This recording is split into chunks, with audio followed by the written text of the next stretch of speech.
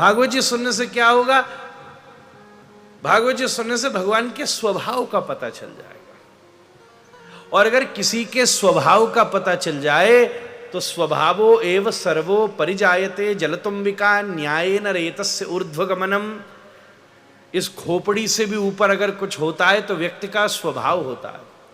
और अगर कभी किसी का स्वभाव पता चल जाए तो द्रोह नहीं होता, बड़ा अच्छा समझ तो बैठ जाता है। जैसे सर्प का स्वभाव है कि वो दंशन करेगा, और अगर सांप किसी को काट ले तो कभी सर्प को दोष नहीं दिया जाएगा, पैर रखने वाले को डांटा जाएगा। अंधेरे में तू बिना लाइट के क्यों गया भैया वहां? तूने क्यों नहीं लाइट जलाई? क्या जरूरत थी ऐसे अकेले में? हमने सावधान किया था कि यहां सर्प होता है, फिर भी चला गया। स्वभाव है। कोई गौशाला में हो, गैया की सेवा करता हो, गैया का तो वैसे भी पृष्ठभाग्य पूज्य होता है, फिर भी थोड़ी सावधानी करके जाएगा, लाड करके जाएगा, सेवा करके जाएगा, जरा विचार करेगा। अगर अभी अभी गाय का बछड़ा हुआ हो और कोई जाकर के स्पर्श करे, एकदम गाय मतवाली हो जाए और आगे जाकर जरा सा झूमे और किसी के सींग लग जाए, भैया ठाकुर जी ने उसकी रक्षा के लिए, पोषण के लिए अगर दुग्ध दिया है तो रक्षण के लिए श्रृंगी भी दी हैं।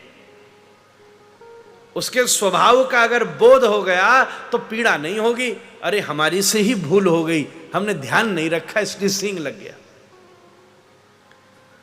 अगर किसी के स्वभाव का बोध हो जाए तो संबंध का निर्वाह सहज हो सकता है। स्वभाव का पता चल जाए तो फिर कोई समस्या ही नहीं होगी। महाराज जी हमारे एक पुराने श्रोता थे, हर कथा में आते थे। कम से कम 2, 4, 5 वर्ष हमारे साथ चले होंगे। शुरू में तो हम कुछ नहीं बोले, पर जब आने लगे तो पहचान बढ़ने लगी। तो हमने ये देखा, कथा शुरू हुई नहीं और वो सोई नहीं महाराज। पर ऐसे श्रोता बहुत आम मिल जाएंगे आप लोगों को। सुनने वाले पता नहीं मिल पाए नहीं मिल पाए, सोने वाले तो बड़े आराम से मिल सकते हैं। कथा शुरू हुई नहीं कि वो सोई नहीं।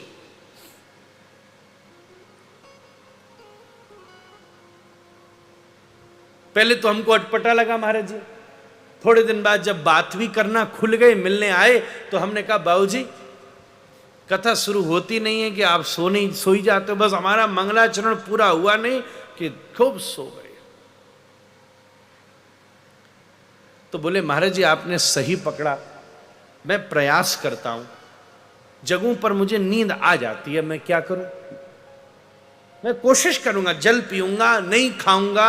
उन विचारों ने कुछ समय प्रयास भी किया, अब तो रहे नहीं, फिर भी सो जाते। थोड़े दिन बाद खींच के बोले महाराज जी अगर आपकी कथा मुझे राम नहीं दे रही, आराम भी दे रही है, तो आपको कोई परेशानी है? राम तो मुझे नहीं मिल रहे पर आराम खूब मिल रहा है। अगर कथा से मुझे नींद भी अच्छी आ रही है तो आपको क्या परेशानी है? मैंने कहा बाबूजी बात तो सही है, अच्छी बात है, कुछ तो मिला ही, घाटे का सौदा नहीं। आज कहीं जाइए महाराज, सबके स्थान है, आश्रम में कोई आदमी आवे, न एक पंखा कम हो, न एक गद्दा ऐसा हो, न एक तकिया इधर हो, न एक कंबल वैसा हो, अरे हमारे सिर में दर्द हो गया, हम सोए नहीं। ऐसे भव्य आयोजन में कहीं गर्मी है, कहीं सर्दी है, आवाज इतनी जोर से आ रही है, तू फिर भी सो पा रहा है, उपलब्धि की बात है भाई।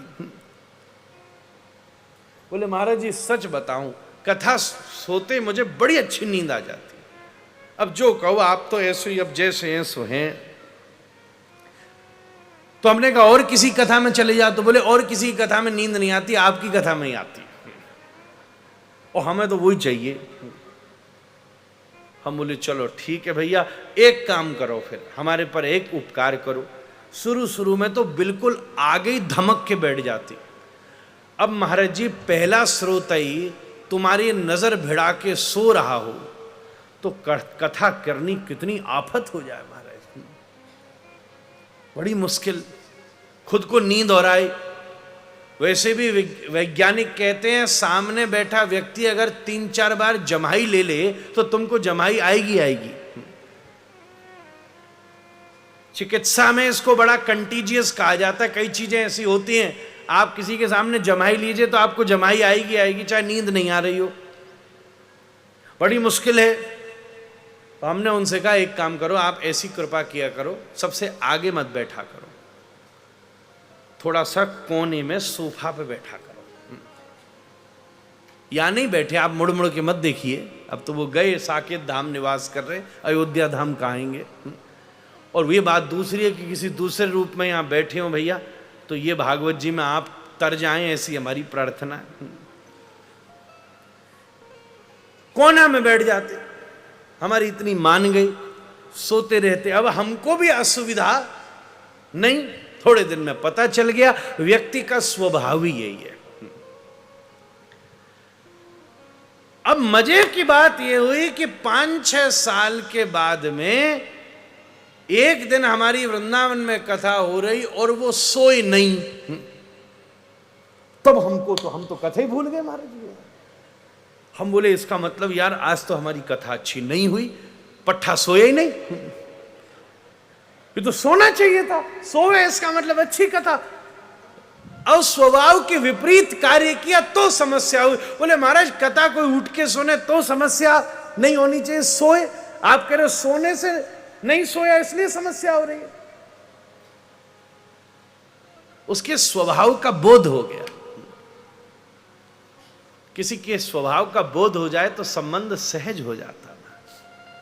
आप किसी संत से मिलाने जाएंगे, अगर कोई अनुभवी से भक्त होगा तो आपको मिलाने से पहले थोड़ा थोड़ा संत के स्वभाव के विषय में बता देगा, भैया उन महात्मा से ऐसे मिलिएगा। और जिनको स्वभाव का नहीं पता, जो किसी अनुभव के साथ नहीं गए हो, वो तो संत से मिलने के बाद भी उनकी कथा नहीं सुनते, वो तो अपनी कथा और सुनाना शुरू कर दे महाराज।